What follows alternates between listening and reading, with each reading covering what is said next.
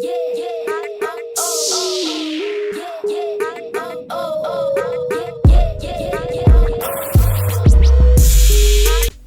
up? What's happening? What's popping? What's going on, you guys? Welcome back to another great edition of Symone with the Sports. I'm Symone, bringing you guys the daily sports talk. So if you're new here, if you're older here and you haven't already subscribed to my channel yet, start what you're doing, leave a comment, subscribe, keep rocking with me.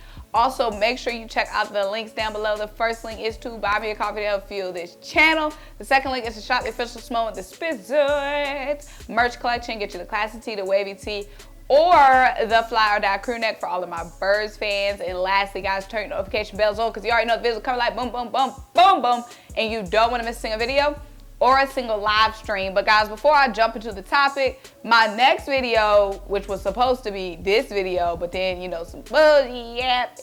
My next video is going to be 10 free agents the Sixers can / should target this offseason. So if you have any free agents in mind that you want me to include in that video, drop that down below.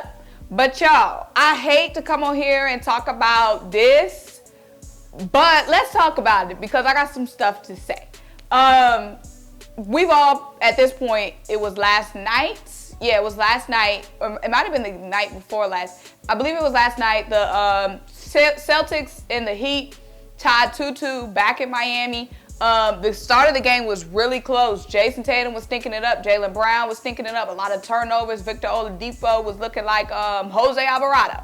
And it was a really close game. And then the third or fourth quarter, the Celtics pulled away. And honestly, I knew the Celtics were going to win that game only because the game was so close with Jason playing bad and Jaylen Brown playing bad. So the fact that the Heat couldn't run off on them with them playing so bad, I knew they weren't going to play bad all game. So anyways, so Joel Embiid took to Twitter and said Miami Heat needs another star. Now, in and of itself, first of all, what is that phrase? Because I'm always in and of itself,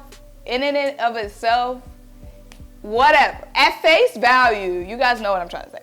At face value, that tweet doesn't really mean anything. One, because NBA players are always tweeting about the other games that's going on. Like LeBron's always live tweeting, John Morant's live tweeting, Damian Lillard is someone who's always live tweeting like during the games, like while they're watching these games, they're always giving reactions. So that's common for NBA players to comment on the games.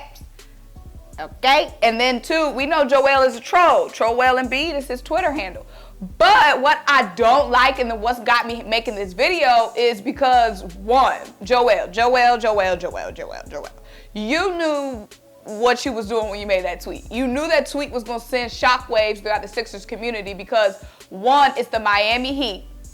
You and Jimmy Butler just had a big I miss you, bro fest when the Miami Heat took us down. Jimmy Butler was saying they picked Tobias over me. Joel was saying, oh, Jimmy should have never got traded. What a great player Jimmy is. How they love being teammates. So y'all can't do all that and then you make that tweet going into an offseason when we know in an NBA offseason anything can happen.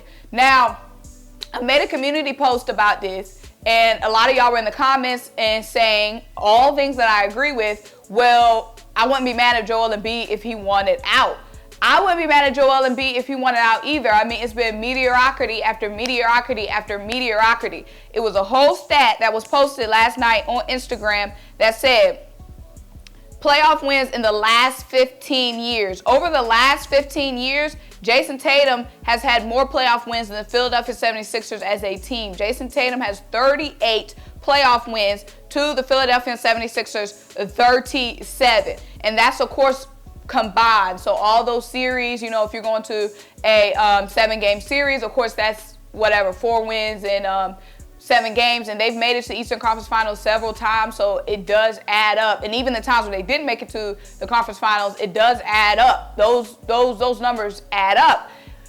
And the Sixers are talking about going into this season with the same core meaning the same story, the same writing on the freaking wall. Just like last season, the exit to the Hawks, we come in with the same core. We trade for James Harden, who some of us, including myself, knew wasn't going to be that much of a game changer at this age and stage of his career. And now we're going in the same, we're setting ourselves up for another second round exit if we're lucky. could be first round exit. Like I said, the way that this NBA changes every offseason, the big moves that are made, if you're not making moves, you're left behind and you're stuck. So my thing is, Joel Embiid making that tweet is not that big of a deal at face value. Joel, we know, is a troll. He likes to say stuff to shake the boat, shake the water, you know what I'm saying? Stir the pot.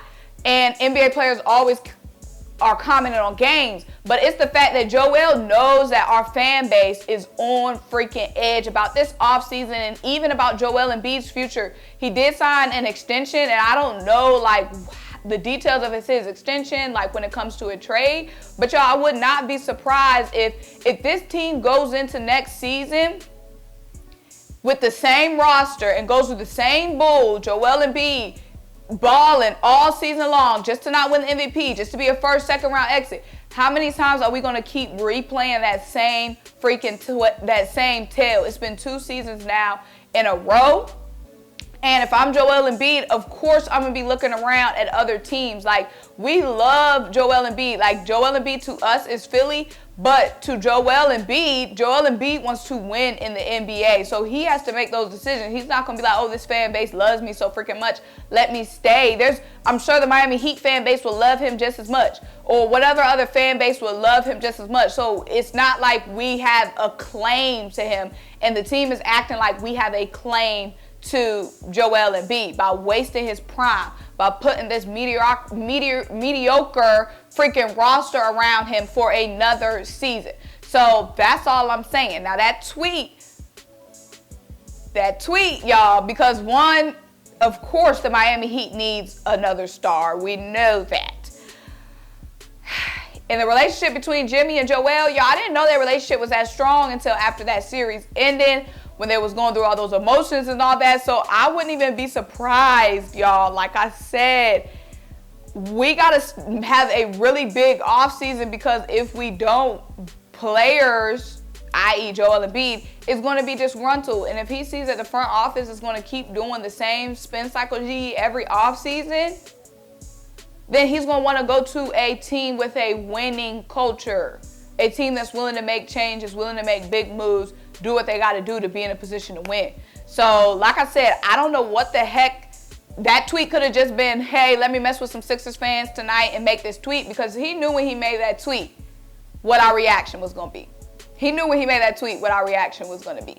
So, I guess it's funny. I mean, I am a joking person, so if I was Joel Embiid, I would be messing with people too, just for fun. But also, a wise man named J. Cole said, every good joke contains true shit. You know what I'm saying? So the fact that that's on his mind, come on, y'all. Come on. And right after the Heat series, Heat fans were trying to recruit Joel Embiid. Sixers fans were speculating with Joel wanting to team up with Jimmy Butler. And then you go and make that darn tweet. Come on now. Come on now. Now, like I said, it could be nothing, but it could really be really big something. That's all I'm saying.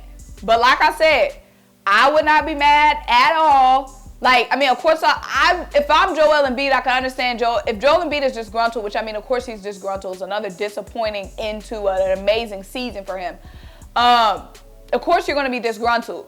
But we just have to sit and wait and see, because, y'all, this is how everything starts, with just a little random seed. And then it grows into a full blossom of bougie. That's how it happens in the whole NBA. The whole landscape of the NBA is shook and reimagined. But like I said, y'all know when y'all saw that tweet, I was going to have to react and say some stuff. But like I said, I don't want to come on here and be like, oh, Joel Embiid wants out. But come on, y'all. He knew what he was doing with that tweet. You knew what you was doing with that tweet. And you knew what kind of reaction, what kind of response he's going to get. That's all I'm saying. But y'all, make sure you like this video. Make sure you leave a comment, subscribe, keep rocking with me. Check out the links down below. Let me know what you think. Like this video, leave a comment, subscribe, and turn notification bells on. Until I talk to you guys next time. Bye.